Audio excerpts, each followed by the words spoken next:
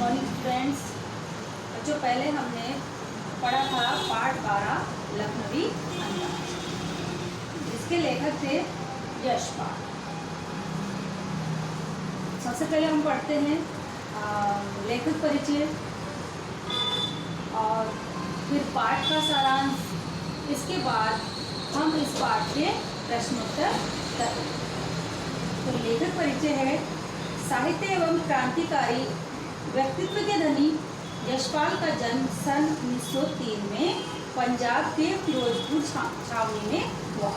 लेखक यशपाल का जन्म पंजाब की फिरोजपुर छावनी में 1903 में हुआ था और इनकी मृत्यु सन 1976 में हुई थी। अब इसके बाद हम पढ़ेंगे पाठ परिचय। लखनवी अंदाज यशपाल की व्यंग्यात्मक कहानी है। इसमें यशपाल ने ये कहानी लिखी है जो नवाबों पर एक प्रकार का व्यंग करते हुए ये कहानी उन्होंने लिखी है। इसमें एक ऐसे नवाब साहब का वर्णन किया गया है जो ट्रेन के सेकंड क्लास में यात्रा करते हुए अपनी रईसी का प्रदर्शन करते हैं। इसमें उन्होंने एक ऐसे नवाब का वर्णन किया है जो नवाब होते हुए भी एक सेकंड क्लास का टिकट लेते हैं पैसा बचाने के लिए। उनके बारे में वर्णन किया है कि वो अपनी रईसी का दिखावा करते हैं, वास्तव में वो किसी प्रकार के नवाब नहीं हैं। और रईसी का दिखावा करते हुए खीरे में नमक मिर्च लगाकर उसे खाते नहीं बल्कि सूंघकर बाहर फेंक देते हैं।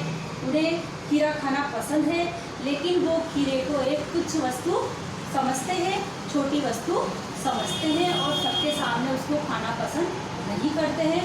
इसलिए खीरे को धोते हैं, काटते हैं, उसकी खाकों पर नमक मिर्च लगाते हैं और फिर उसको सूंघकर बच्चों को फेंक देते हैं। वे ये दिखावा करते हैं कि सामंती वर्ग के लोग किस तरह सुख भोग से तृप्त हो जाते हैं। वो दिखाते हैं कि सामंती वर्ग के लोग अर्थात पैसे वाले लोग, नवाब लोग, रईस लोग खीरा खाकर नहीं बल्कि उसको सूंघकर ही संतुष्ट हो जाते हैं। उनके उदर की पूर्ति हो जाती है, उनका पेट भर जाता है। वस्तुतः इस तरह के लोग यथार्थ जीवन से दूर कल्पना लोक में जीते हैं। वास्तव में ऐसे लोग वास्तविकता से दूर रहते हैं, सच्चाई से अनभिज्ञ होकर के होती कल्पना, खाली बैठे कल्पना करते रहते हैं तथा झूठा दिखावा करने में अपनी शान समझते हैं। और बच्चों, वो केवल उनके पास कुछ नहीं होता, लेकिन फिर भी दुनिया के सामने अपनी रईसी दिखाने के लिए वो झूठा दिखावा करते हैं और इस झूठे दिखावे में ही वो अपनी शान समझते हैं। ये था पाठ परिचय। अब हम इस पाठ के प्रश्नोत्तर करने से पहले पाठ का सार पढ़ेंगे ताकि प्रश्नोत्तर हमें अच्छी प्रकार से भली भांति समझ में आ सके। पाठ का सार। सेकंड क्लास में रेल यात्रा। सबसे पहले हम सेकंड क्लास में रेल यात्रा के बारे में पढ़ेंगे कि लेखक सेकंड क्लास के डिब्बे में यात्रा कर रहे थे। उसी डिब्बे में एक लखनवी नस्ल के नवाब भी बैठे थे। लेखक को पास के स्टेशन तक जाना था। लेखक को ज़्यादा दूर नहीं जाना था, पास में ही जाना था। उन्होंने पैसेंजर गाड़ी के सेकंड क्लास का टिकट ले लिया। इसलिए उन्होंने क्या किया, पैसेंजर गाड़ी जो यात्री गाड़ी है उसका सेकंड क्लास का एक टिकट ले लिया। और इसलिए लिया क्योंकि और डिब्बों में ज़्यादा भीड़ होती है और इस डिब्बे में कम भीड़ थी सेकंड क्लास के में। इसलिए लेखक ने इसका टिकट लिया ताकि वो भीड़ से बच सके और एकांत में नई कहानी के संबंध में सोच सके। और वहाँ कोई नहीं होगा तो वो शांत मन से, शांत दिमाग से कोई नई कहानी के बारे में सोच सकेंगे, उस कहानी की कल्पना कर सकेंगे। इसलिए उन्होंने बच्चों सेकंड क्लास का टिकट लिया तथा खिड़की से बाहर प्राकृतिक दृश्य देखने का आनंद भी ले सकेंगे। और खिड़की के बाहर जो प्रकृति का दृश्य है उस दृश्य को देखने का वो आनंद भी उठा सकेंगे, अर्थात प्राकृतिक सौंदर्य को भी देख सकेंगे। इसलिए उन्होंने सेकंड क्लास का टिकट लिया। लेखक कब भीड़ भाड़ वाले एक डिब्बे में चढ़ गए। लेखक ऐसे डिब्बे में चढ़ गए जो खाली था, उसमें उन्हें कोई नजर नहीं आ रहा था। लेकिन उस डिब्बे में एक बर्थ पर एक सज्जन बैठे थे। लेकिन जब लेखक अंदर गए तो उन्होंने क्या देखा, एक सीट पर एक सज्जन पुरुष बैठे हुए हैं, एक व्यक्ति वहाँ पर एक सीट पर बैठे थे। डिब्बा लेखक ने जैसा अनुमान लगाया था वैसे बिल्कुल खाली नहीं था। जो सफ़ेद पोश लखनवी नवाब थे, जो एक तरह से दिखावा करने वाले सज्जन लखनवी नवाब के समान थे, वे आराम से पालथी मारे बैठे थे। वहाँ पर वो अकेले थे, निश्चिंत थे, किसी प्रकार की कोई चिंता नहीं थी उन्हें, और आराम से आलती पालती जमाए हुए बच्चों को वहाँ पर बैठे हुए थे। उनके सामने तौलिए पर 2 ताजे चिकने खीरे रखे हुए थे। उनके सामने की जो सीट थी उस पर तौलिया बिछा हुआ था और उस तौलिए पर 2 ताजे चिकने खीरे रखे हुए थे। लेखक के आने से उन्होंने थोड़ा सा विघ्न का या असंतोष व्यक्त किया। लेखक जैसे ही डिब्बे में चढ़े उन्हें थोड़ी असंतुष्टि दिखाई दी। क्यों दिखाई दी? क्योंकि उनके एकांत चिंतन में विघ्न हो गया। या तो अकेले आराम से बैठे थे या कोई दूसरा उनके डिब्बे में आ गया, इसलिए उन्हें उस बात से संतोष नहीं हुआ, वो उन्हें असंतुष्टि हुई। उन्होंने लेखक से बातचीत करने का उत्साह नहीं दिखाया। लेखक जब डिब्बे में आए तो नवाब साहब उन्हें लेखक की तरफ देखा भी नहीं और उन्हें उनसे बातचीत करने के लिए किसी प्रकार का कोई उत्साह नहीं दिखाया। और ये बात लेखक को बुरी लगी, इसलिए लेखक ने भी उनकी तरफ देखा नहीं, बल्कि आत्मसम्मान में अपना आत्मसम्मान बनाए रखने के लिए उन्होंने अपनी आंखें चुरा ली, अर्थात उनसे नजरें बचा ली और दूसरी तरफ लेखक देखने लगे। अब लेखक नवाब साहब के बारे में सोच रहे हैं, उनके बारे में अनुमान लगा रहे हैं कि ये क्या है, कौन है, कैसे हैं, ये सब। क्योंकि लेखक की खाली बैठे कल्पना करने की आदत है, वो लेखक है, कल्पना करते हैं और उन्हीं कल्पनाओं को अपनी कहानी के रूप में अवतरित करते हैं। इसलिए बच्चों वो उनके बारे में अनुमान लगाने लगे, सोचने लगे। नवाब साहब को अनमना देखकर लेखक अनुमान लगाने लगे कि बचत के लिए नवाब ने 2nd क्लास का टिकट लिया हुआ। उन्होंने ये अनुमान लगाया कि बचत, पैसा बचाने के लिए, किफ़ायत करने के लिए नवाब साहब ने 2nd क्लास का टिकट ले लिया होगा कि यहाँ पर मुझे कोई भी देखने वाला नहीं होगा, क्योंकि डिब्बा निर्जन है, सुना है और पैसे भी बच जाएंगे।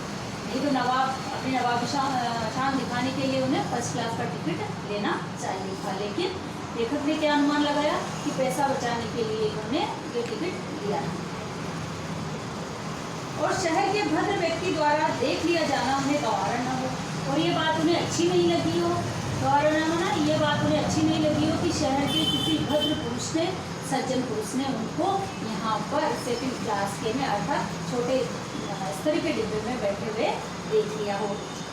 तो ये इनके बारे में क्या सोचेगा, क्या करेगा, ऐसी बात उन्होंने सोची होगी, तभी इन्होंने मेरी ओर ध्यान नहीं दिया और उनसे बात नहीं की।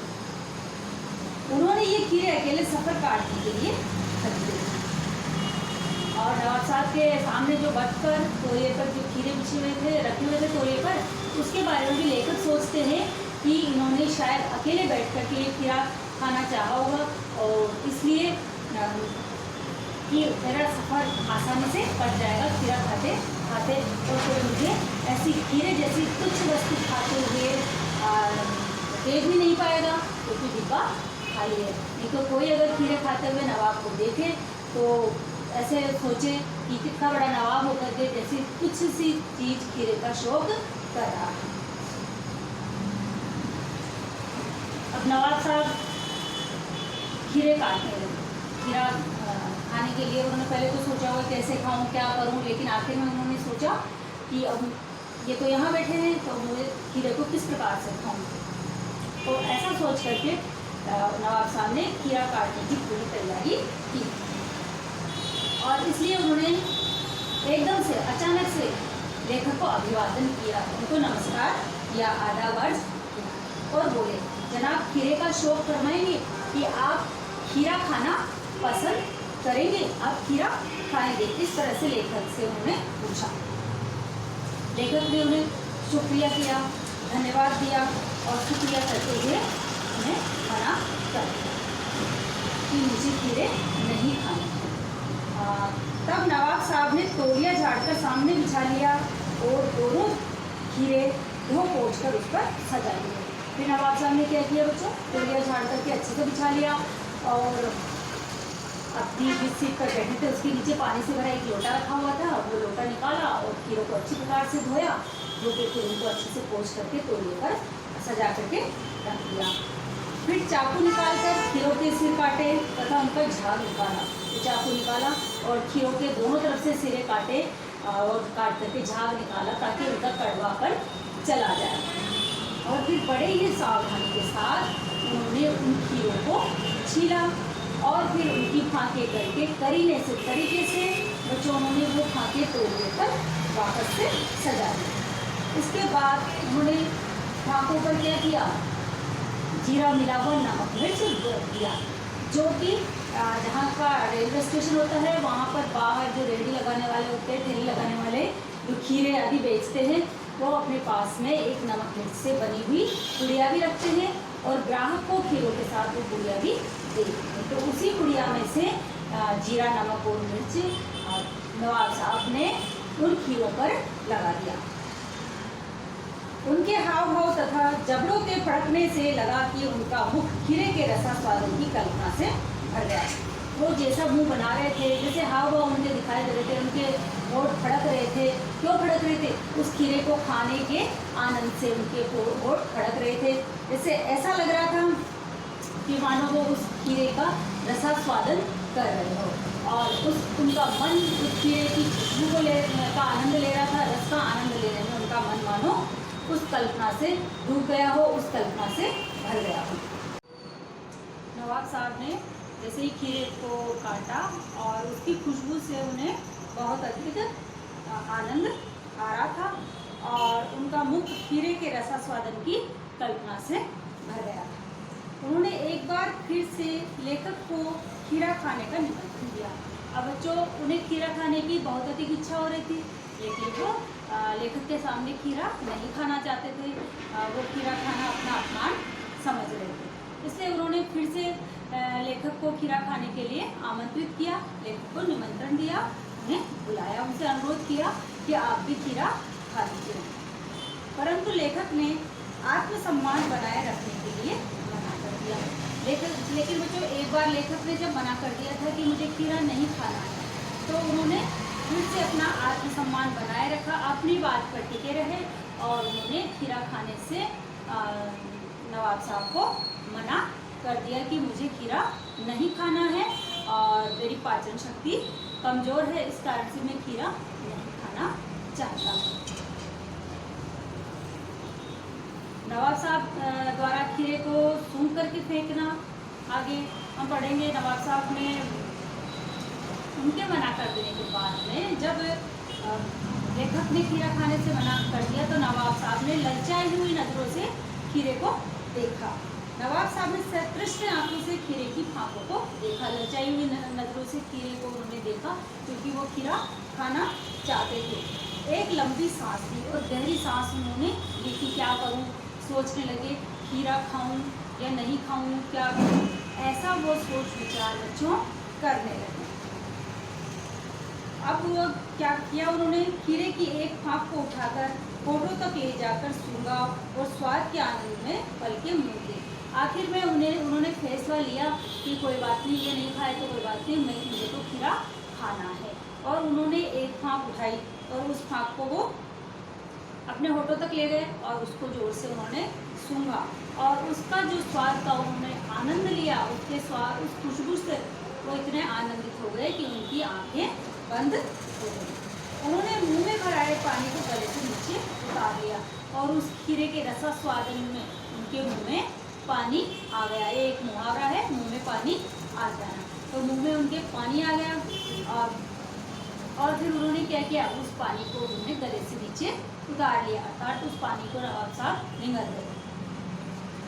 उसके बाद उन्होंने फाँक को खिड़की से बाहर फेंक दिया और उस फाँक को उन्होंने खिड़की के बाहर फेंक दिया। उसको सूंघा, उसका आनंद लिया और उसको खिड़की से बाहर फेंक दिया। इसके बाद बच्चों उन्होंने एक एक करके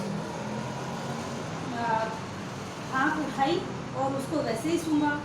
इसी प्रकार फिर दूसरी फांक उठाई, उसको वैसे ही सूंघा, उसका आनंद लिया और खिड़की के बाहर फेंक दिया।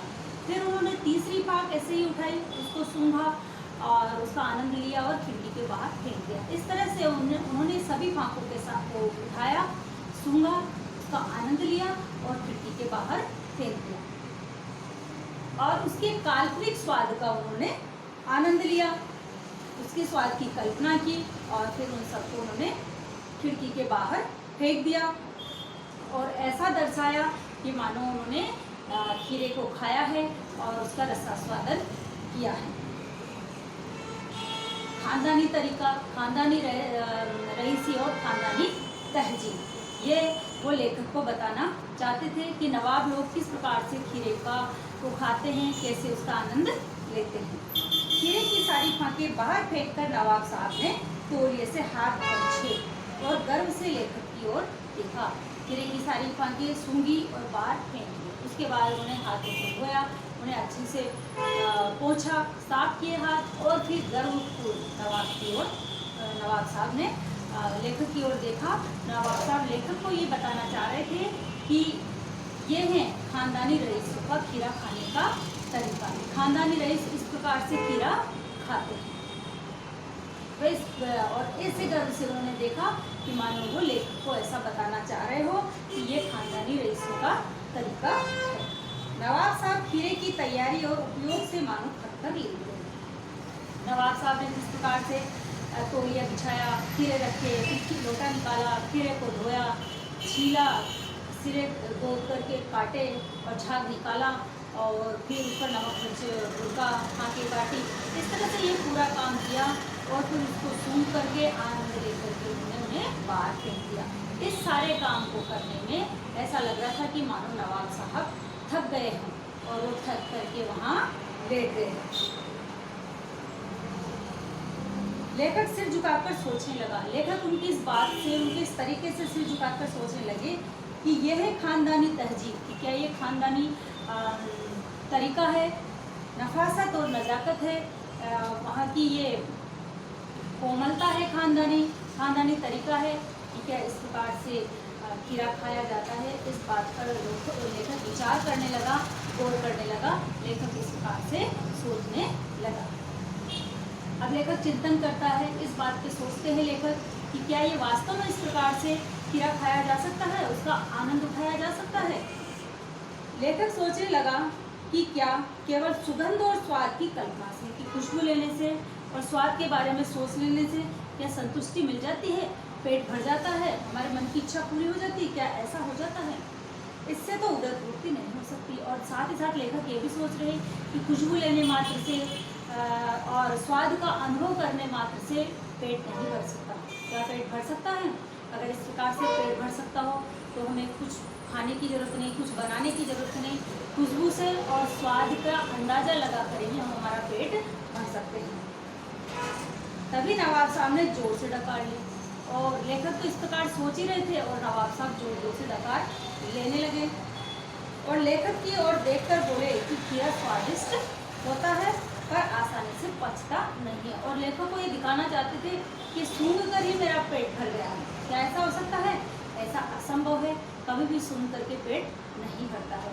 लेकिन नवाब साहब अपनी नवाबी का ढोंग कर रहे थे और लेखक को डकार लेकर यह बताना चाह रहे थे कि देखो मैंने खीरा खाया है और मेरा खीरा खाने से पेट भर गया है। और फिर वो बोलते कि खीरा बहुत ही स्वादिष्ट होता है, बहुत ही स्वादिष्ट था, लेकिन ये आसानी से पचता नहीं है, पाचन शक्ति पर जोर डालता है। पाचन शक्ति को खीरे को पचाने के लिए बहुत मेहनत करनी पड़ती है। ये सुनते ही लेखक के ज्ञान चक्षु खुल गए। ये बात जैसे ही लेखक ने सुनी उनके ज्ञान चक्षु खुल गए, अर्थात उन्हें ज्ञान का आभास हुआ, नया ज्ञान प्राप्त हुआ। कि उन्होंने सोचा कि जब खीरे की सुगंध मात्र से ही अगर किसी और स्वाद की कल्पना से ही पेट भर सकता है, अगर स्वाद की कल्पना से और खुशबू से ही पेट भर सकता है, तो फिर बिना विचार के, बिना घटना के, बिना कल्पना के और बिना पात्र के नई कहानी की रचना भी हो सकती है, नई कहानी भी लिखी जा सकती है। ऐसा लेखक ने अपने मन में विचार किया। लेकिन ये बात केवल एक व्यंग्यात्मक कथा के रूप में लेखक ने कही है, ऐसा कभी भी संभव नहीं हो सकता। बच्चों, ये था हमारे पाठ का सार। अब हम इस पाठ के कठिन शब्दों के अर्थ दोहरा लेते हैं। मुफस्सिल, मुफस्सिल होता है केंद्रीय नगर के इर्द गिर्द के स्थान। केंद्रीय नगर जो सेंटर में, केंद्र में शहर होता है, उसके आसपास की जगह को कहते हैं मुफस्सिल। पैसेंजर ट्रेन, पैसेंजर ट्रेन होता है यात्री गाड़ी, जिस गाड़ी में यात्री बैठते हैं। हुंकार रही, हुंकारना होता है जोर जोर से आवाज करना, तेज तेज आवाज करना होता है हुंकारना। दाम, दाम होता है मूल्य, कीमत, दाम कहलाते हैं। और दाम किराया भी हो सकता है, टिकट देना, किराया देना, उसको भी दाम कह सकते हैं कि कितने दाम होंगे टिकट के, कितना किराया होगा। प्राकृतिक, प्राकृतिक होता है कुदरती, जो हमारे पेड़ पौधे हैं ये कुदरत ने ही लगाए हैं, तो कुदरती। अनुमान, किसी चीज का अंदाजा लगाना होता है अनुमान। निर्जन, निर्जन होता है सुनसान, मानव रहित, जन रहित, जिसमें कोई भी नहीं रहता। खाली हो। बर्थ, बर्थ होता है सीट। नवाबी नस्ल, नवाबी नस्ल नवाबों के स्वभाव वाले, नवाबों जैसे। सफेद पोश, भद्र व्यक्ति, सज्जन व्यक्ति कहलाता है सफेद पोश। सहसा, सहसा होता है बच्चों अचानक से, एकदम से। एकांत चिंतन, एकांत चिंतन अकेले बैठे बैठे कुछ सोचना, अकेले में बैठे बैठे विचार करना कहलाता है एकांत चिंतन। असंतोष, बुरा लगना, संतोष न होना। अपदार्थ वस्तु, ऐसी वस्तु जो कुछ हो, छोटी जिसे समझते हैं, खाने लायक जिसे नहीं समझते हैं। शोक करना, आनंद के लिए उपभोग करना, किसी चीज का शौक करना, आनंद प्राप्ति के लिए उसको काम में लेना, उसे खाना, उसका उपभोग करना। संकोच, संकोच होना, शर्म आना, कुछ दब जाना संकोच के कारण, वो कहलाता है संकोच। संगति, संगति होता है साथ, सहयोग, किसी का साथ। आत्मसम्मान, अपना सम्मान, स्वाभिमान या आत्मसम्मान कहलाता है। आंखें चुराना, आंखें चुराना होता है बच्चों नजरें बचा लेना, किसी की ओर ध्यान नहीं देना, किसी से बात करने की कोशिश नहीं करना। असुविधा होना, किसी प्रकार की दिक्कत होना, परेशानी। किफ़ायत, किफ़ायत होता है मितव्ययिता, मितव्ययिता कम खर्च करना, समझदारी से किसी काम का, किसी चीज़ का उपयोग करना। गवारा हो, गवारा न होना, सहन न होना, अच्छा नहीं लगना। मझले दर्जे, बीच का दर्जा, बीच की श्रेणी। कनखिया, तिरछी नजरों से देखना, छिप छिप करके देखना।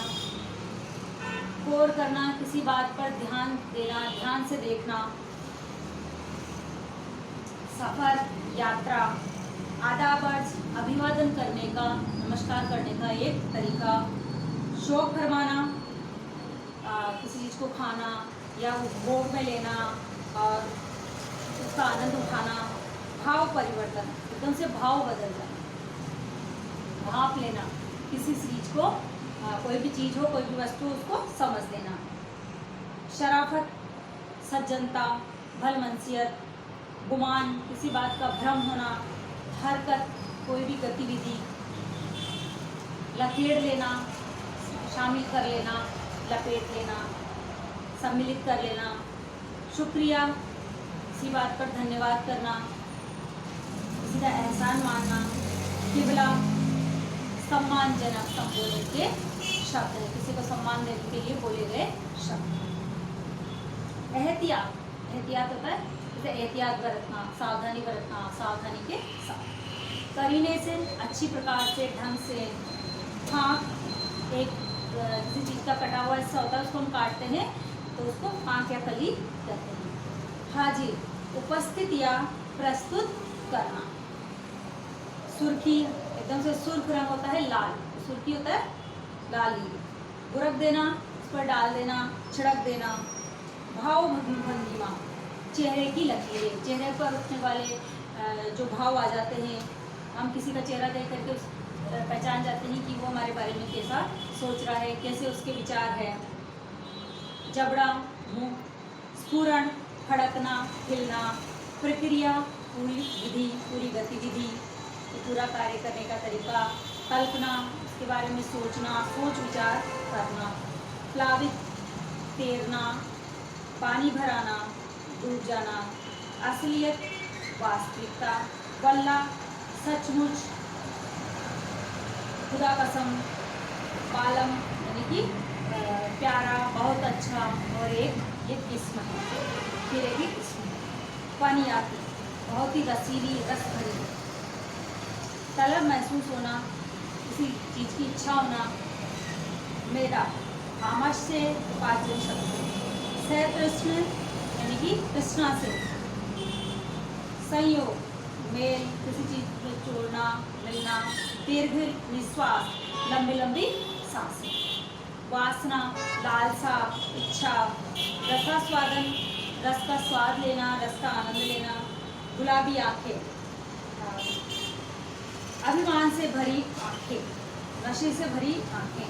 तस्लीम, सम्मान करना, सिर खम करना, सिर झुका लेना। तहजीब होता है शिष्टता। नफासत, साफ सफाई, स्वच्छता। नजाकत, कोमलता, नाजुकता। संतुष्ट होना, तृप्त हो जाना, पेट भर जाना। नफीस होता है बहुत ही अच्छा, बहुत ही बढ़िया। एब्स्ट्रैक्ट, अमूर्त, सूक्ष्म, जिसका कोई भौतिक अस्तित्व नहीं हो, कि जो चीज़ सामने में दिखाई नहीं देती है लेकिन वो है। उदर, पेट, तृप्ति, प्यास, भूख, शांत होना। तृप्ति है भूख, प्यास, शांत होना। लजीज, बहुत ही अच्छा, बहुत ही स्वादिष्ट। सकील, जो चीज़ आसानी से नहीं पचती है। नामुराद, एक अपशब्द है, जैसे अभागा, जिसकी इच्छा पूरी ना हुई हो। ज्ञान चक्षु, आंतरिक बुद्धि, ज्ञान रूपी नेत्र। बच्चों, ये थे हमारे शब्दार्थ। अब हम इस पाठ के प्रश्नोत्तर करेंगे। हमारा, लेखक रेलगाड़ी के किस डिब्बे में और क्या सोचकर चढ़ गया। लेखक रेलगाड़ी के किस डिब्बे में और क्या सोचकर चढ़ गया। तो इसका आंसर है बच्चों, ध्यान से सुनना, और ये आपको अपनी हिंदी की नोटबुक में करने भी है। लेखक रेलगाड़ी के सेकंड क्लास के डिब्बे में यह सोचकर चढ़ा था कि डिब्बा पूरी तरह खाली होगा।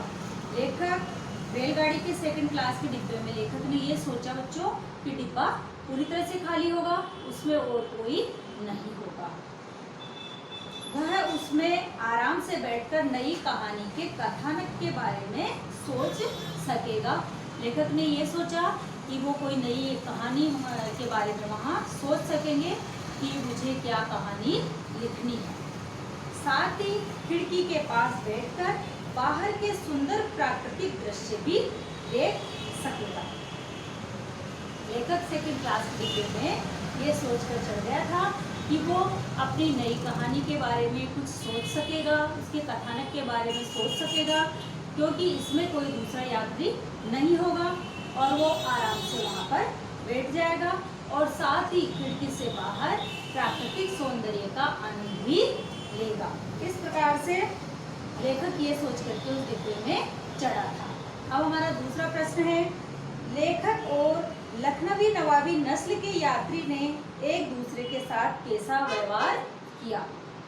लेखक और लखनवी नवाबी नस्ल के यात्री ने एक दूसरे के साथ कैसा व्यवहार किया।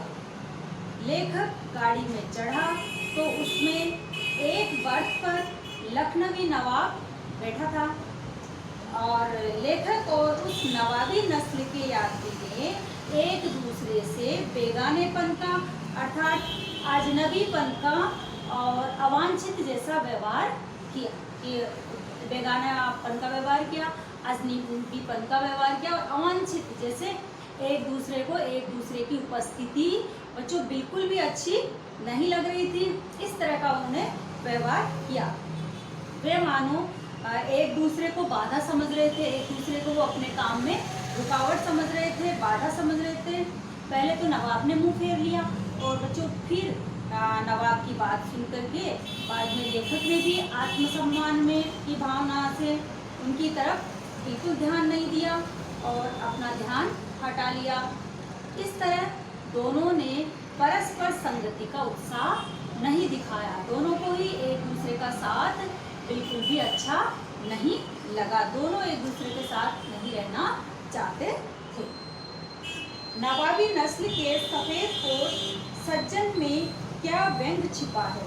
बच्चों ये पंक्ति है कि नवाबी नस्ल के सफेद पोश सज्जन, तो ऐसा लिख कर के लेखक क्या व्यंग्य करना चाहते हैं। तो ऐसा लिख कर के लेखक ने ये व्यंग्य किया है कि नवाबी नस्ल में ये व्यंग्य है कि लखनऊ के नवाब बहुत विचित्र स्वभाव के होते हैं, उनका स्वभाव बहुत ही अनोखा होता है, बहुत ही विचित्र होता है। वे स्वयं को बहुत बड़े वर्ग का अलग ही समझते हैं, वो स्वयं को दूसरों से अलग ही विशेष समझते हैं और नाजुक मिजाज प्राणी और अपने आप को बहुत ही सभ्य और शिष्ट इंसान मानते हैं। वे केवल दिखावा करते हैं। ये हमारा फर्स्ट पैराग्राफ से संबंधित प्रश्नोत्तर थे। अब हम सेकंड पैराग्राफ से संबंधित प्रश्नोत्तर करेंगे कि ठाली बैठे कल्पना करने की आदत होती है। अब अगला प्रश्न है, लेखक ने नवाब साहब के बारे में क्या सोचा। लेखक के मन में नवाब साहब के बारे में क्या विचार आए, लेखक ने नवाब साहब के बारे में क्या सोचा। लेखक ने नवाब साहब के बारे में सोचा कि वे अकेले यात्रा करना चाहते हैं, इसलिए उन्होंने सेकंड क्लास के डिब्बे में सामान्य लोग नहीं बैठते हैं ऐसा सोचा होगा और वो उस डिब्बे में बैठ गए होंगे, इसलिए उसमें एकांत मिल जाने की आशा से, इसलिए उन्हें लगा होगा कि यहाँ कोई सामान्य लोग तो बैठे नहीं होंगे और यहाँ सुनसान होगी, कोई नहीं होगा, इस कारण से वो यहाँ पर बैठे। और आशा से नवाब साहब ने सेकंड क्लास का टिकट लिया होगा या फिर कोई किराया बचाने के लिए उन्होंने ऐसा किया होगा। उन्होंने वक्त काटने के लिए खीरे खरीदे होंगे कि सब टाइम पास भी हो जाएगा और अब किसी सज्जन के सामने किसी सज्जन पुरुष को वहाँ बैठा देख करके वो खीरा खाना नहीं चाह रहे हैं और खीरा खाने के अंदर वो संकोच कर रहे हैं।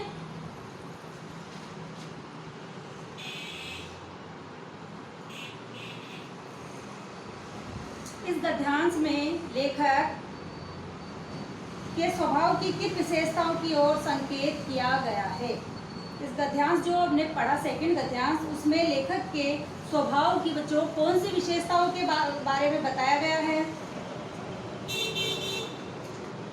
इस गद्यांश में लेखकों के स्वभाव की ऐसी विशेषता के बारे में बताया है कि वो कल्पनाशील होते हैं, खाली बैठे हुए कल्पना करते हैं और घटी हुई घटनाओं के बारे में सोचते रहते हैं और आसपास की घटनाओं के बारे में गहरी रुचि रखते हैं, ताकि वो इन छोटी छोटी बातों से, इन सूक्ष्मतम घटनाओं पर पूरा ध्यान रख करके अपने हृदय में उनको बैठा करके पूरी तरह से सोच करके उस पर कुछ लिख सके। नेक्स्ट पैराग्राफ है, नवाब साहब ने बिल्कुल अकेले यात्रा कर सकने के अनुमान में किफायत के विचार से सेकंड क्लास का टिकट खरीद लिया। तो इसका प्रश्न है, लेखक नवाब साहब को कनखियों से क्यों देख रहा था। लेखक नवाब साहब को कनखियों से क्यों देख रहा था, अर्थात लेखक तिरछी नजरों से क्यों देख रहा था। तो नवाब साहब स्वयं को विशिष्ट वर्ग का व्यक्ति मान रहे थे, स्वयं को बहुत ही विशेष समझ रहे थे और लेखक के सामने ऐसा व्यवहार कर रहे थे, ऐसा दिखावा कर रहे थे मानो लेखक को उनकी असलियत का पता न हो और असलियत का पता नहीं चले, ऐसा वो दिखा रहे थे। लेखक नवाब साहब के ऐसे व्यवहार को देखना चाहता था। सीधे देखना उन्हें अच्छा नहीं लग रहा था, वो भी चाह रहे थे कि किस प्रकार से मुंह बना रहे हैं, क्या कर रहे हैं, क्या सोच रहे हैं, इस बात को लेकर देखना चाह रहे थे, लेकिन वो सामने नहीं देखना चाह रहे थे क्योंकि शायद नवाब को अच्छा ना लगे, इसलिए वो कनखियों से, तिरछी नजरों से नवाब को देख रहे थे। नेक्स्ट क्वेश्चन है, लेखक ने नवाब साहब द्वारा खीरा खाने के लिए कहने में कौन सी आशंका देखी? कि जब नवाब साहब ने लेखक से खीरा खाने के लिए कहा कि आप भी खीरा खाइए, शौक फरमाइए, तो उन्होंने क्या सोचा कि किस कारण से वो मुझे खीरा खाने के लिए कह रहे हैं? लेखक ने नवाब साहब द्वारा खीरा खाने के लिए कहने पर अपने शक्की मन से सोचा कि यह नवाब अपने आप को बहुत बड़ा आदमी समझता है, इसलिए औपचारिकता निभाने के लिए अथवा केवल शिष्टाचार दिखाने के लिए ये मुझे खीरा खाने के लिए कह रहा है, मुझे कह रहा है कि आप भी खीरा खाइए। ये केवल एक शिष्टाचार के नाते ही मुझसे अनुरोध कर रहा है। अगला प्रश्न है, नवाब साहब को शायद क्या गवारा नहीं था? कि कौन सी बात नवाब साहब को पसंद नहीं थी?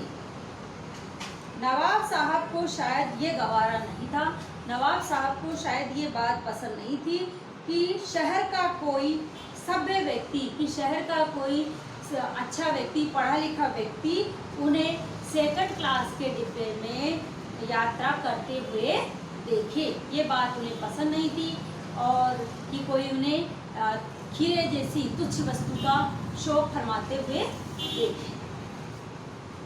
अब नेक्स्ट पैराग्राफ है, नवाब साहब ने बहुत करेने से खीरे की फांकों पर जीरा मिला, नमक और लाल मिर्च की सुर्खी बुरक दी। इसका प्रश्न है, लेखक नवाब साहब की किस बात के आधार पर उनकी असलियत भांप रहा था? लेखक नवाब साहब की कौन सी ऐसी बात थी जिससे लेखक को पता, उनकी असलियत वास्तविकता पता चल गई थी कि ये कोई नवाब नहीं? इसका उत्तर है, लेखक नवाब साहब द्वारा खीरा खाए जाने की बात कर उनकी असलियत समझ गए थे, भाग गए थे, क्योंकि खीरा सामान्य लोग खाते हैं, नवाब साहब नहीं। वो एक सामान्य सा तुच्छ सा भोज्य पदार्थ है, परंतु नवाब साहब खीरा खाने के लिए ललचा रहे थे, उन्हें खीरा खाने की बहुत अधिक तलब हो रही थी, इच्छा हो रही थी। इससे उनकी असलियत का पता चल रहा था कि वो कोई बड़े रईस और विशेष सम्मानित व्यक्ति नहीं है। साथ ही वे सेकंड क्लास में सफ़र कर रहे थे एवं दिखावा बहुत अधिक कर रहे थे कि सफ़र तो सेकंड क्लास में कर रहे थे पैसे बचाने के लिए, लेकिन दिखावा बहुत ज़्यादा कर रहे थे। इससे लेखक को उनकी असलियत का पता चल गया था। अगला प्रश्न है, लेखक और नवाब साहब में से किसका व्यवहार आपको अच्छा लगा और क्यों? लेखक और नवाब साहब में से आपको किसका स्वभाव लगा? हो सकता है जहाँ तक कि हमें लेखक का ही लगा है, तो लेखक और नवाब साहब के व्यवहार में मुझे नवाब साहब का व्यवहार अच्छा लगा। और आपको किसका लगा? आप वही लिखेंगे जिसका स्वभाव आपको अच्छा लगा। क्यों लगा? क्योंकि नवाब साहब पहले तो लेखक से बोले नहीं, जब लेखक आए तो उनकी तरफ ध्यान नहीं दिया, फिर उन्होंने लेखक से बात की और शिष्टाचार या दिखावे की प्रवृत्ति से खीरा खाने के लिए भी उन्हें कहा। तो इसलिए हमें लेखक का स्वभाव अच्छा लगा और नवाब साहब का नहीं लगा। अगला पैराग्राफ, नवाब साहब ने सतृष्ण आंखों से नमक मिर्च के संयोग से चमकती खीरे की फांकों की ओर देखा। नवाब साहब ने आम आदमियों की तरह खीरा क्यों नहीं खाया? जैसे साधारण लोग खीरा खाते हैं वैसे क्यों नहीं खाया? नवाब साहब ने आम आदमियों की तरह खीरा नहीं खाया क्योंकि वे लेखक को अपनी नवाबी शान, खानदानी रईसी, तहजीब, लखनवी नफासत और नजाकत दिखाना चाहते थे। वे लेखक को नवाबी शान, खानदानी तहजीब, लखनवी नफासत और नजाकत दिखाना चाहते थे। इसलिए खीरे की गंध और स्वाद से अपना पेट भर फांकों को खिड़की से बाहर फेंक दिया। इसकी खुशबू से अपना पेट भर के फांकों को खिड़की से बाहर उन्होंने इसलिए फेंक दिया। आप कैसे कह सकते हो कि नवाब साहब आम इंसान नहीं थे? किस प्रकार से आप ये बताएंगे कि वो एक साधारण इंसान नहीं थे? ऐसा इस पाठ में हमने क्या पढ़ा, क्या समझा कि हमें ऐसे लगा कि वो एक साधारण इंसान नहीं है। यही इस बात से पता चलता है कि साधारण इंसान तो खीरे को खाएगा तभी उसको संतुष्टि होगी, उसका पेट भरेगा, लेकिन नवाब साहब का पेट केवल सूंघने मात्र से ही भर गया। नवाब साहब ने आम इंसान की तरह खीरा नहीं खाया, बल्कि उन्होंने उसको सूंघकर गंध और स्वाद से ही अपना पेट भर दिया। इस आधार पर हम कह सकते हैं कि नवाब साहब आम इंसान नहीं थे, साधारण इंसान नहीं थे। अगला प्रश्न, नवाब साहब ने लंबी सांस क्यों ली थी? लंबी सांस क्यों ली थी? नवाब साहब ने लंबी सांस इसलिए ली थी क्योंकि खीरे को सतृष्ण देखकर भी न खा पाने से नवाब साहब ने लंबी सांस ली थी। क्योंकि खीरा को देख रहे थे, खीरा उन्हें खाना था, बहुत अधिक इच्छा हो रही थी, लेकिन लेखक के सामने वो अपनी नवाबी दिखाना चाहते थे और खीरा नहीं खा पा रहे थे। इस कारण से उन्होंने दुखी मन से निश्वास के रूप में लंबी सांस ली थी। नेक्स्ट पैराग्राफ, अगला पैराग्राफ और आखिरी पैराग्राफ है इस पाठ का। नवाब साहब खीरे की तैयारी और इस्तेमाल से थककर लेट गए। नवाब साहब थककर क्यों लेट गए? क्या ऐसा कारण था बच्चों जिसके कारण से नवाब साहब को थकान हुई? अब आप अच्छी प्रकार से समझ चुके होंगे कि नवाब साहब ने खीरों को धोया, पोंछा तथा चाकू से छीलकर उनकी फांकें बनाई। उन फांकों को तौलिए के ऊपर सजाकर उस पर नमक मिर्च बुरक दी। फिर प्रत्येक फांक को होठों तक ले गए, सूंघा और फिर खिड़की के बाहर उसका आनंद लेकर फेंक दिया। इस तरह की प्रक्रिया से ये सारा काम उन्होंने किया। इस प्रक्रिया से वो थक कर लेट गए, इस कारण से वो थक गए। अगला क्वेश्चन, लेखक खीरा इस्तेमाल करने के कौन से तरीकों पर गौर कर रहा था? लेखक कौन से ऐसे तरीके देख रहा था जो कि खीरे को खाने के तरीके हैं? जब नवाब साहब ने खीरा खाया तो लेखक उन्हें बड़े गौर से देख रहे थे। लेखक नवाब साहब द्वारा दोनों खीरों को धोने, काटने, नमक मिर्च लगाने के बाद खीरे की फांके खाने के बजाय केवल सूंघकर बाहर डालने की प्रक्रिया को गौर से देख रहे थे। खीरा धोया, काटा अच्छी प्रकार से और फिर उसको खाए बिना ही सूंघ करके खिड़की से बाहर फेंकने की प्रक्रिया को लेकर बड़े ध्यान से देख रहे थे। वह नवाब साहब द्वारा खीरे के इस्तेमाल करने और उसका आनंद लेने के तरीके पर गौर कर रहे थे। लेखक के ज्ञान चक्षु किस प्रकार खुल गए? नवाब साहब के बनावटी आचरण को देख करके, नवाब साहब ने जो दिखावा किया वो बनावटी आचरण को देख करके लेखक के ज्ञान चक्षु अर्थात आंतरिक चेतना, मन की आंखें, मन का ज्ञान स्फुरित हो गया, अर्थात मन का ज्ञान सबके सामने आ गया और लेखक को अपने मन का ज्ञान का आभास हो गया। उनके नेत्र खुल गए, ज्ञान चक्षु खुल गए। लेखक ने नई कहानी का लेखक किसे और क्यों कहा है? लेखक ने नई कहानी का लेखक किसे और क्यों कहा है? किसे बताया लेखक ने नई कहानी का लेखक?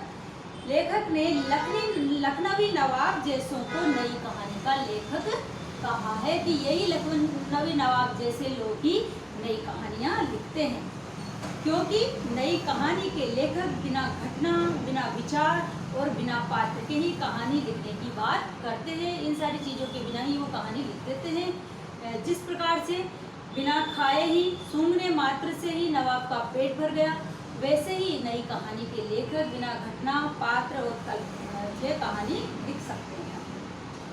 लेखक ने बिना खीरा खाए नवाब के मुंह से निकली डकार को सुनकर क्या सोचा?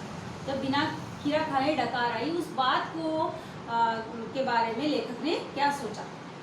तो लेखक ने सोचा बच्चों कि इस प्रकार तो नई कहानी के लेखक भी बिना विचार, बिना घटना और बिना पात्र के ही कहानी लिख सकते हैं और लिख करके संतुष्ट हो सकते हैं। उनकी भी संतुष्टि बिना खीरा खाए डकार जैसी ही होती होगी। अब हम हमारी पाठ्य पुस्तक के प्रश्न हल करते हैं। पहला प्रश्न बच्चों, लेखक को नवाब साहब के किन हाव भावों से महसूस हुआ कि वे उनसे बातचीत करने के लिए तनिक भी उत्सुक नहीं हैं? लेखक को नवाब साहब के किन हाव भाव से महसूस हुआ कि वे उनसे बातचीत करने के लिए तनिक भी उत्सुक नहीं हैं। तो लेखक को सेकंड क्लास के डिब्बे में आया देखकर एकांत में पालथी मारकर बैठे नवाब साहब की आंखों में असंतोष छा गया। तो जो जैसे ही लेखक सेकंड क्लास के डिब्बे में चढ़े तो नवाब साहब की आंखों में संतुष्टि के भाव लेखक को दिखाई दिए। इससे उन्हें एहसास हुआ कि इनको मेरा आना बिल्कुल भी अच्छा नहीं लगा। उन्होंने लेखक से कोई बात नहीं की और उसकी ओर देखा भी नहीं। नवाब साहब ने लेखक जब डिब्बे में आए तो उनसे कोई बात नहीं की और वे उनकी ओर बिल्कुल उन्होंने उनकी ओर लेखक की ओर ध्यान भी नहीं दिया। वे अनजान से बनकर खिड़की से बाहर की ओर झांकने लगे और अनजान होकर के खिड़की के बाहर वो देखने लगे। ऐसा दिखा रहे थे जैसे उन्हें तो कुछ पता ही नहीं है कि कोई डिब्बे में आकर के उनके सामने बैठा है। साथ ही डिब्बे की स्थिति पर गौर करने लगे और फिर इधर उधर करके वो डिब्बे में देखने लगे। इससे लेखक को प्रतीत हुआ कि डिब्बे में बैठे नवाब साहब उससे बातचीत करने के लिए उत्सुक नहीं है। तो जब लेखक डिब्बे में आए तो नवाब साहब ने उनकी ओर ध्यान नहीं दिया, बाहर देखने लगे और डिब्बे को देखने लगे। इन सारी बातों से लेखक को पता चला कि वो उनसे नवाब साहब को उनसे असंतुष्टि है और नवाब साहब उनसे बात करना नहीं चाहते हैं। ये हमारा पहला प्रश्न पाठ्य पुस्तक का। अब हम दूसरा प्रश्न हल करते हैं। नवाब साहब ने बहुत ही यत्न से खीरा काटा, नमक मिर्च बुरका, अंततः सूंघ कर ही खिड़की से बाहर फेंक दिया। उन्होंने ऐसा क्यों किया होगा? उनका ऐसा करना उनके कैसे स्वभाव को इंगित करता है? नवाब साहब ने पहले खीरा काटा, फिर उस पर नमक मिर्च बुरका, आखिर में सूंघ कर खिड़की के बाहर फेंक दिया। उन्होंने ये क्यों किया और उनका ऐसा करना उनके कैसे स्वभाव को दर्शाता है? कैसे स्वभाव को उनका ऐसा करना बताता है कि उनका स्वभाव कैसा था। नवाब साहब ने ऐसा बच्चों इसलिए किया होगा क्योंकि वे अपने आप को एक बहुत बड़ा खानदानी रईस समझते थे और वो बताना चाहते थे और उसका प्रभाव और बताना चाहते थे और लेखक पर नवाबी की धाक जमाना चाहते थे कि वो उनको एक बहुत बड़ा नवाब समझे। उनके मन में नवाबी शान प्रदर्शित करने का गर्व का भाव समाया था। उनके मन में अहंकार था, गर्व था, वो सबके सामने अपनी नवाबी शान बताना चाहते थे, जिससे वे नजाकत और अमीरी प्रकट कर रहे थे, जिससे वो अपनी अमीरी बता रहे थे, अमीरी का भाव लेखक के सामने प्रकट कर रहे थे।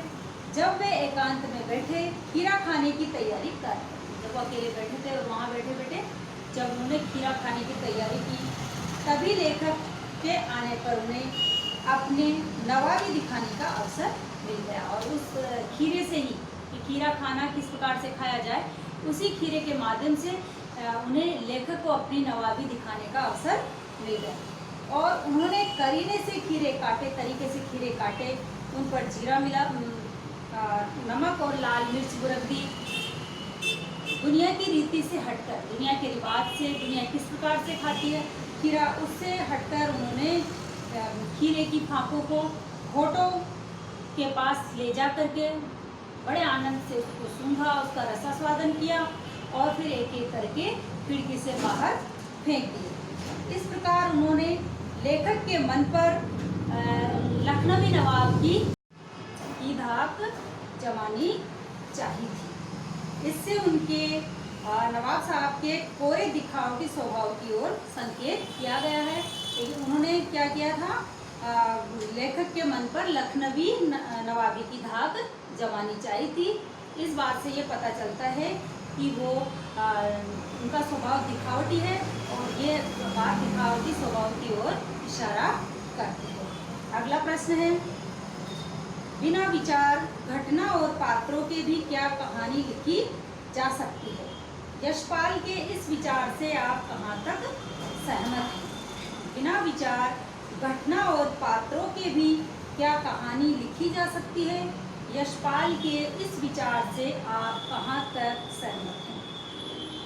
हमारे हिसाब से, हमारे विचार से बिना घटना, बिना विचार और बिना पात्रों के कहानी नहीं लिखी जा सकती है, क्योंकि कहानी लिखने के लिए ये तीनों बातें आवश्यक होती है, जरूरी होती है।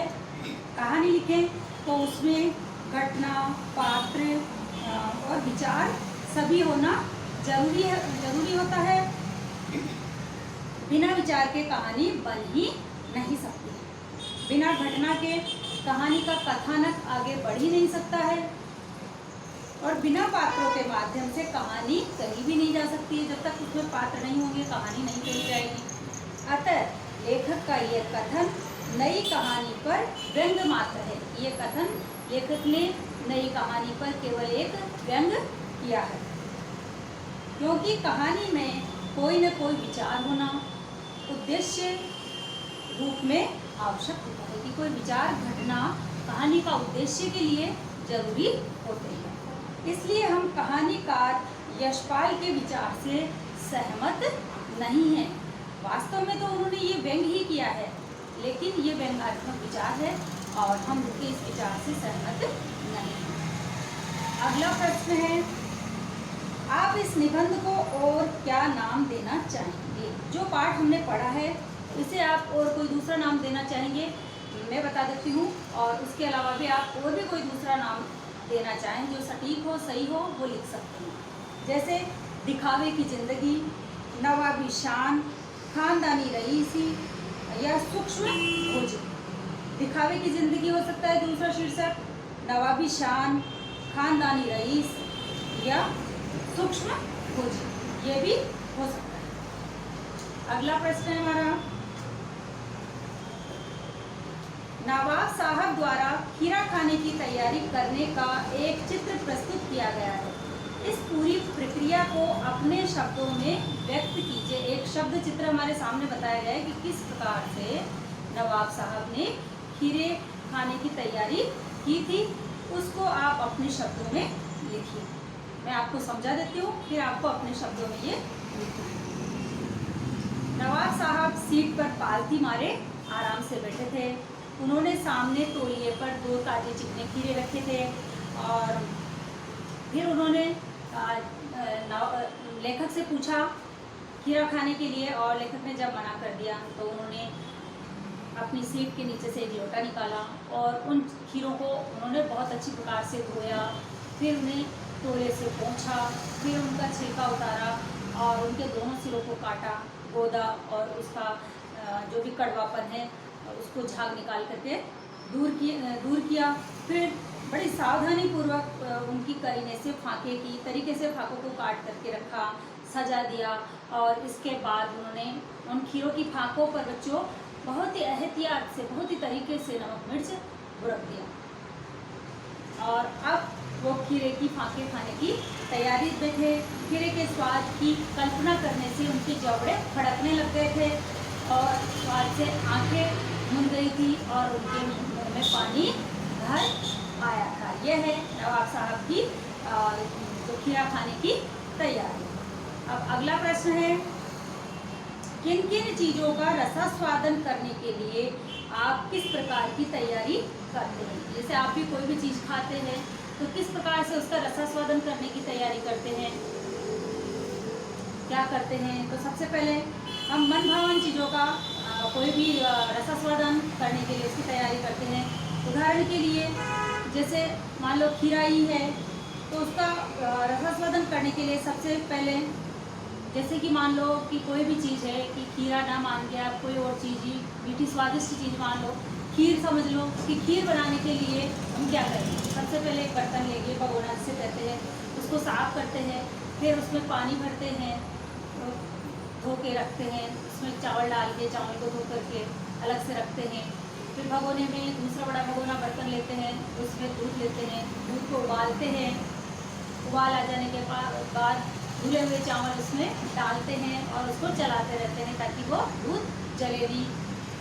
अच्छे से चावल पक जाने के बाद में और वो अच्छी तरह से दूध में मिल जाते हैं, उसके बाद हम उसमें चीनी डालते हैं, इलायची को पीस करके डालते हैं और उसमें जैसे ड्राई फ्रूट्स, किशमिश, काजू और बादाम को काट करके डालते हैं। इस प्रकार से इन सबको डालने के बाद में और फिर उसमें चीनी डालते हैं और ये सारी चीज़ें करने के बाद में जब वो अच्छे से उबलने लग जाए उसके पश्चात इसमें ड्राई फ्रूट डालते हैं पूरे और फिर उसको अच्छे से हिलाते हैं और इस तरह से पूरी प्रक्रिया से स्वादिष्ट खीर बन जाती है, खीर तैयार हो जाती है। तब हम उसे दूसरे बर्तन में डाल करके उसका रसास्वादन करने की तैयारी करते हैं। इस तरह से आपको जो भी कोई चीज़ पसंद हो आप उसके बारे में लिख सकते हैं। अगला प्रश्न है हमारा, खीरे के संबंध में नवाब साहब के व्यवहार को उनकी सनक कहा जा सकता है।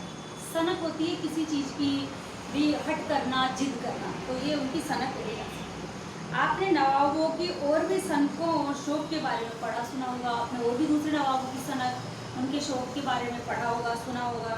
किसी एक के बारे में लिखिए। इतिहास को पढ़ने, जानने और सुनने से पता चलता है कि नवाब वर्ग हमेशा से ही शौकीन मिजाज और सनकी रहा है। उदाहरण के लिए जैसे लखनऊ के नवाब वाजिद अली शाह को जब आक्रमणकारी गिरफ्तार करने आए तो वो अपने पलंग से उठकर इसलिए उनसे नहीं लड़ पा रहे थे क्योंकि उस समय उन्हें जूता पहनाने वाला नौकर वहाँ नहीं था और वो जूता खुद पहनना नहीं चाहते थे क्योंकि जूते उन्हें नौकरी पे पहनाते हैं। अब अगर वो जूते पहन ले खुद अपने हाथ से तो उनकी नवाबी में फर्क पड़ जाए और फिर इस कारण से वो उससे लड़ नहीं पाए और पराजित हुए। और दूसरे और भी है बहुत सी घटनाएं, जैसे शतरंज के खिलाड़ी कहानी है, इस पर फिल्म भी बनी है।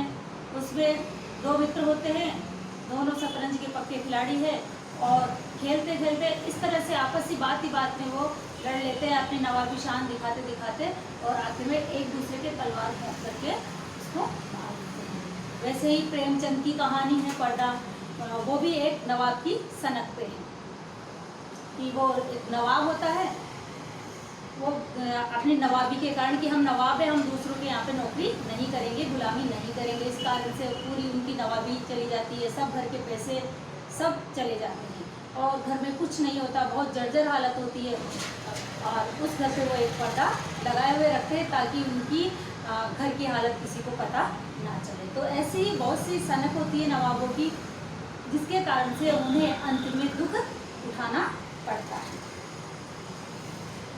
क्या सनक का कोई सकारात्मक रूप हो सकता है? यदि हाँ तो ऐसी सनकों का उल्लेख कीजिए कि जो नवाबी सनक होती है उनसे हमेशा ही बुरे परिणाम नहीं होते। सनक के बहुत से सकारात्मक परिणाम भी होते हैं, बहुत से अच्छे परिणाम भी होते हैं। जैसे कि पढ़ने के प्रति सनक, जैसे कि आप जिद कर लो, आप ठान लो कि मुझे तो 90% नंबर लाने हैं, उससे ज़्यादा लाने हैं, तो उसके लिए आप उतनी ही मेहनत करोगे, बहुत अच्छा पढ़ोगे, हमें आगे जाके भविष्य में ये करना है, उसके बारे में आप एक सनक अपने मन में कर सकते हैं और उसी पर आगे बढ़ सकते हैं। इसी तरह से बहुत सारी सकारात्मक सनक भी होती है। सनक प्राय नकारात्मक रूप में हमें दिखाई देती है, लेकिन वो नकारात्मक न होकर के सकारात्मक भी होती है। हमारे महापुरुष गांधी, सुभाष, भगत सिंह आदि इसी मनोवृत्ति से प्रभावित थे। उन्हें ये सनक थी कि हमें किसी भी प्रकार से हमारे देश को आज़ाद करवाना है। उन्हें जिस चीज़ की सनक सवार हो जाती थी उसे वे करके ही मानते थे। कौन नहीं जानता कि गांधी जी अहिंसात्मक आंदोलन में जरा सी भी हिंसा होने पर आंदोलन को वापस ले लेते थे। अहिंसात्मक आंदोलन करते थे और जब कभी कोई हिंसा कर देते थे तो उस आंदोलन को ही वापस ले लेते थे, खत्म कर देते थे। भारत को ब्रिटिश शासन से मुक्त कराने को भी उन्हें सनक सवार थी। जब तक भारत आज़ाद नहीं हुआ तब तक वो चैन से नहीं बैठे थे। इसी प्रकार देश रक्षा में अपने प्राण वे ही गंवाते हैं जिनको देशभक्ति की सनक सवार होती है। तो इस प्रकार से बच्चों सनक का भी सकारात्मक रूप होता है। अगला प्रश्न है, लखनवी अंदाज पाठ के आधार पर बताइए कि लेखक ने यात्रा करने के लिए सेकंड क्लास का टिकट क्यों खरीदा। किस कारण से लेखक ने सेकंड क्लास का टिकट खरीदा? तो लेखक ने सेकंड क्लास का डिब्बा पूरी तरह से खाली होगा ये सोचकर खरीदा, कोई उसमें नहीं बैठा होगा और मैं नई कहानी के बारे में अच्छी तरह से सोच सकूँगा, आराम से सोच सकेगा और साथ ही खिड़की के पास बैठकर बाहर के सुंदर दृश्य का आनंद भी ले सकेंगे।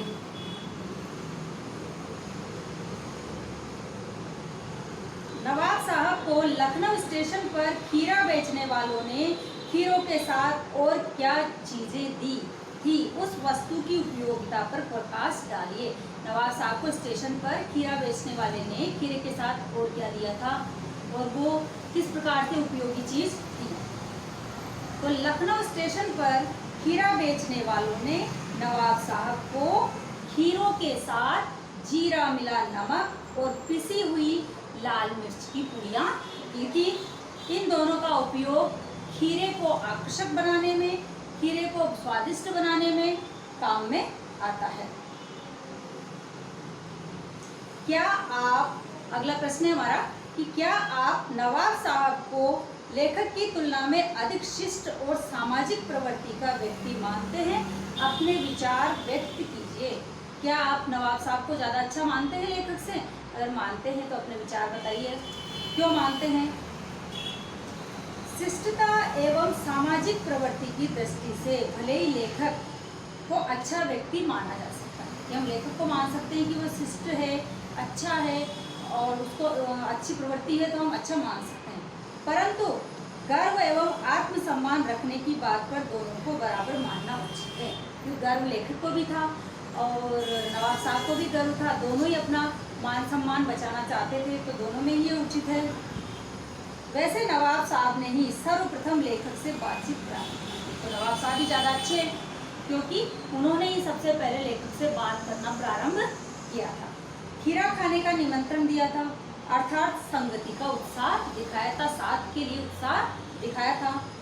इस कारण लेखक की अपेक्षा नवाब साहब को ही अधिक शिष्ट व्यक्ति मानना उचित है। इसी कारण से, क्योंकि पहल किसने की?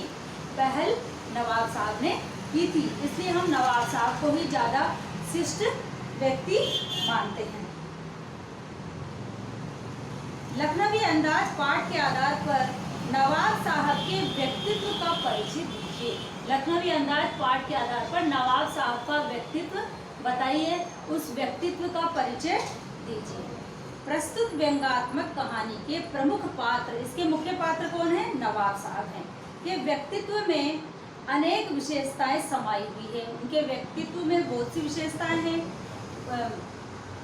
मिलनसारिता से रहित है, सन की स्वभाव वाले हैं, अकड़ दिखाने वाले हैं, झूठी शान शौकत का दिखावा करने वाले हैं और झूठी शान शौकत का भी दिखावा करने वाले हैं, और नवाबी नफासत व नजाकत से भरे हुए व्यक्ति है। ये सारी चीज़ें उनमें हैं। उनमें सामंती गर्व का भाव भी बहुत अधिक है। जो नवाब साहब में सामंती जो है, नवाब आदि लोगों के अंदर जिस प्रकार का गर्व होता है, ऐसा भाव भी है। ये आपके प्रश्नोत्तर कंप्लीट हुए। आपको पाठ्य पुस्तक के प्रश्नोत्तर करने हैं, अपनी हिंदी की जो क्षितिज की नोटबुक है उसमें करने हैं। पाठ को पढ़ना है और अच्छी प्रकार से समझना है। धन्यवाद।